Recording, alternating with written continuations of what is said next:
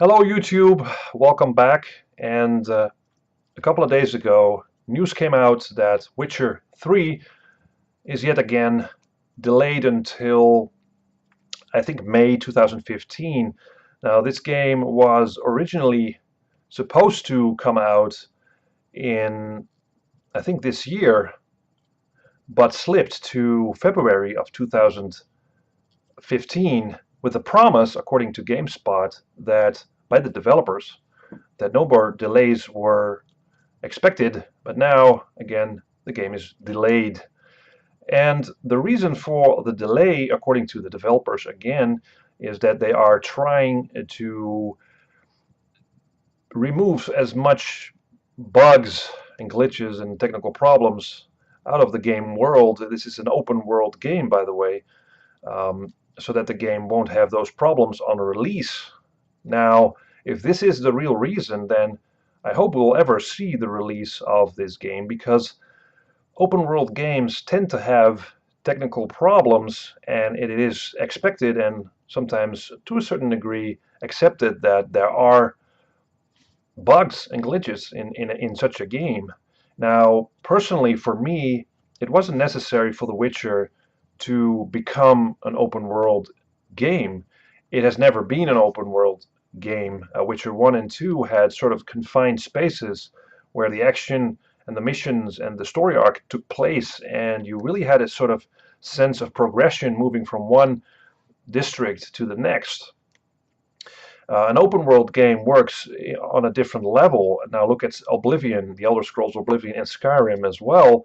These are beautiful realized worlds, big huge worlds with lots of stuff you can do, all kinds of side missions. But the biggest flaw of these games is the fact that they have the depth of a puddle. That means, what I mean is that nothing in this world actually matters. Your actions have no consequences on a broader scale, right? The world will not change, cities will not change, people will not change, right? There are, especially in Skyrim, there are two factions you can join if you choose I think they are the Imperials and the Greybeards or something. But again, it doesn't really matter that much. You get some different missions, but that's basically it. In Oblivion, the Elder Scrolls Oblivion, you had to close down all these portals from hell or somewhere where all these creatures come out of. And it was really a strange thing when you went to such a portal, and not far from that portal was this farm where the farmer would just go on with his daily life, not even mentioning the fact that close by there was a portal that spawned all kinds of demons and strange beasts. And they tried, Bethesda tried to change that a bit in Skyrim, whereas you are the dragon born, right? And people you'd meet would say, "Oh, you are the Dragonborn," but that is only on a sort of superficial level. And again, nothing really changed in the game. Now, in The Witcher, on the other hand, there were choices to be made. There were people to side with that would, if you side with one, you couldn't do the missions of the other, right? And you would end up in a different district, right? Not so in Skyrim. Of course, in The Witcher 2, in the end, um, did it really matter? Well, more so than in Skyrim. Let's just say more so. I like that my actions had a certain consequence. That I had to make a choice on the basis of the information I got from NPCs. And if the choice was a bad one, I would see the consequences somehow.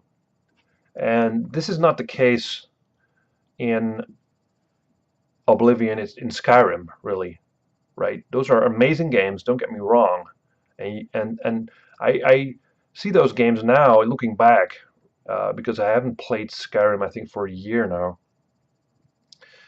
But those are really time wasters. You can really get lost in that world, do some missions, kill some enemies, but you don't feel the urgency to follow the main story. And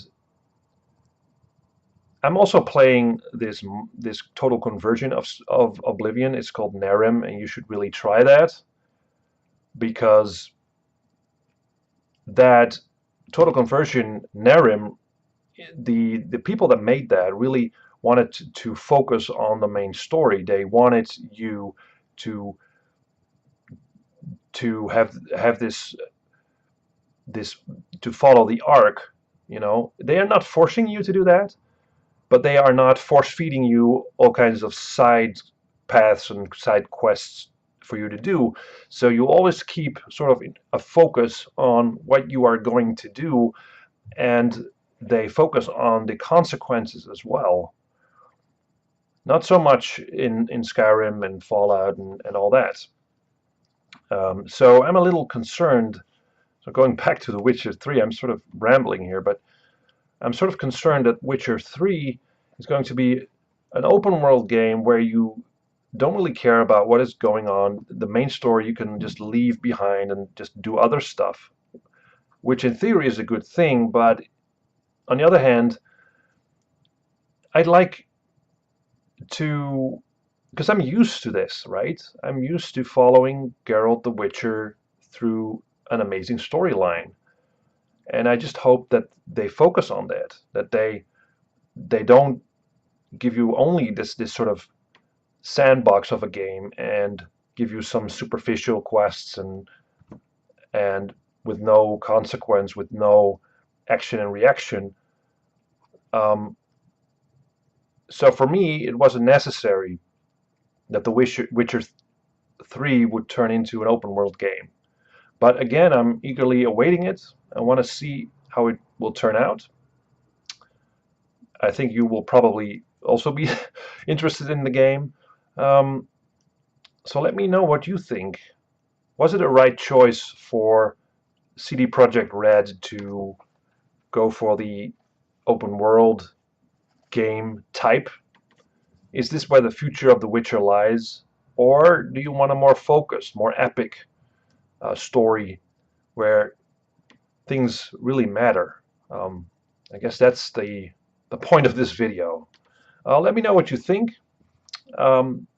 Leave comments, subscribe, and see you in the next video. Bye.